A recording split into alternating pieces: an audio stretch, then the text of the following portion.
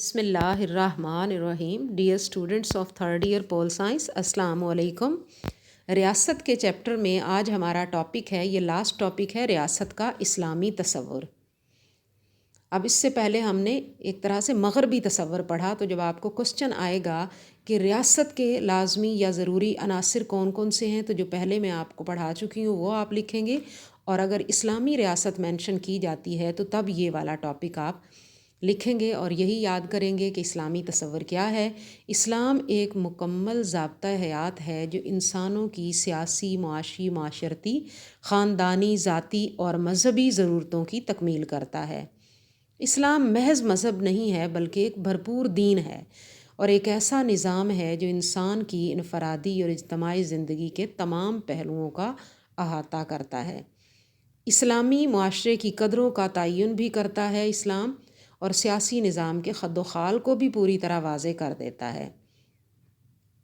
اسلام میں ریاست کا بھی بڑا ہی واضح تصور پایا جاتا ہے. اسلامی ریاست کی تعریف حضرت شاہ ولی اللہ نے کچھ اس طرح سے کی ہے کہ اہل مدینہ ایسے افراد کا گروہ ہے جو ایک مخصوص علاقے میں رہتے ہوں، ان کی اپنی حکومت ہو اور وہ اپنے علاقے میں بیرونی دباؤ سے پوری طرح آزاد ہوں. جیسے گارنر نے چاروں عناصر کا ذکر کیا اپنی تعریف میں مغربی ریاست کے بارے میں بتاتے ہوئے، تو شاہ ولی اللہ نے اسلامی ریاست کے بارے میں آبادی، علاقہ، حکومت اور اقتدار اعلیٰ چاروں عناصر کو شامل کیا ہے. شاہ ولی اللہ اور گارنر کی تعریفیں بڑی حد تک ایک دوسرے سے ملتی جلتی ہیں.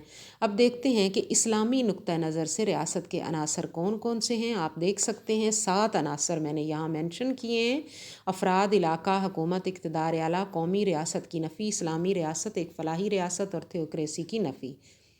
تو اس کی وضاحت بھی ہم ظاہر ہے، جیسے ہم مغربی ریاست کے ہم نے اجزائے ترکیبی پڑھے تھے، 4 ضروری عناصر پڑھے تھے، اس طرح سے نہیں ہوگی. ظاہر ہے کہ اسلام کا اپنا نقطہ نظر ہے. تو افراد کی وضاحت کرتے ہوئے ہم بتائیں گے کہ افراد یا آبادی ریاست کا پہلا عنصر ہے اور افراد کے بغیر ریاست کا وجود ممکن نہیں ہے. جیسا کہ ہم نے پہلے بھی بتایا تھا، ریاست افراد کے لیے قائم کی جاتی ہے. اسلامی ریاست میں 2 قسم کے باشندے ہوتے ہیں. اب وہاں مغربی ریاست میں ہم نے باشندوں کی اقسام نہیں ڈسکس کی تھی، صرف تعداد پہ انحصار کیا اور جدید اور قدیم ریاستوں کو ڈسکس کیا تھا. اب 2 قسم کے باشندے ہیں، مسلم باشندے اور غیر مسلم باشندے. غیر مسلم ذمی کہلاتے ہیں. اسلامی ریاست یا معاشرے میں ان کا مقام مختلف ہوتا ہے. غیر مسلم یا ذمی جزیہ دیتے ہیں اور اسلامی ریاست کے حاکم کا پھر فرض ہے کہ اس کے بدلے میں وہ ان کی جان و مال کی حفاظت کرے. اسلامی ریاست کے مسلمان باشندے زکوٰۃ دیتے ہیں. غیر مسلم اسلامی ریاست کا سربراہ نہیں بن سکتا، نہ ہی پالیسی ساز عہدے پر فائز ہو سکتا ہے. افراد کی آبادی کے بارے میں کوئی واضح اصول مقرر نہیں ہے، یعنی آبادی کتنی ہو، تعداد افراد کی کتنی ہو.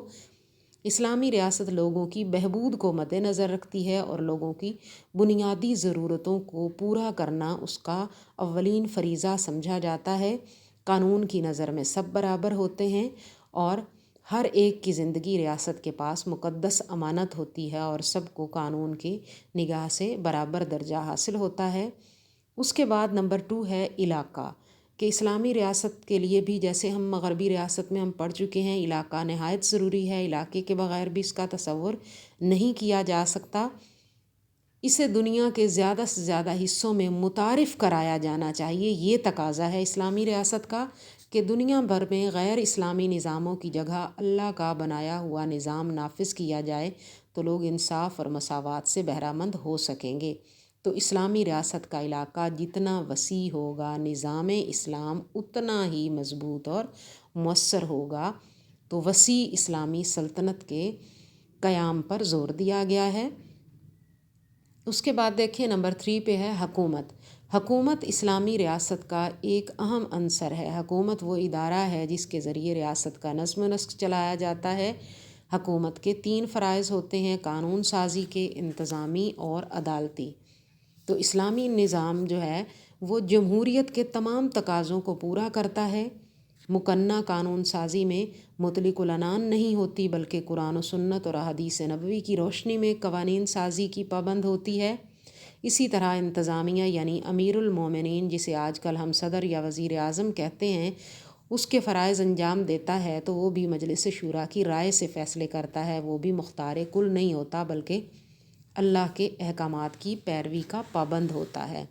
اسی طرح عدالتی فرائض بھی اس کے لیے قاضی کا تقرر کیا جاتا ہے، وہ بھی قرآن و سنت پر پورا عبور رکھتا ہو، یہ ضروری ہے اس کے لیے، اور عدلیہ آزاد اور خود مختار ہو اور بغیر کسی دباؤ کے مکمل انصاف کے مطابق فیصلے کرے، ایسا ماحول پیدا کرنے کی کوشش کی جاتی ہے۔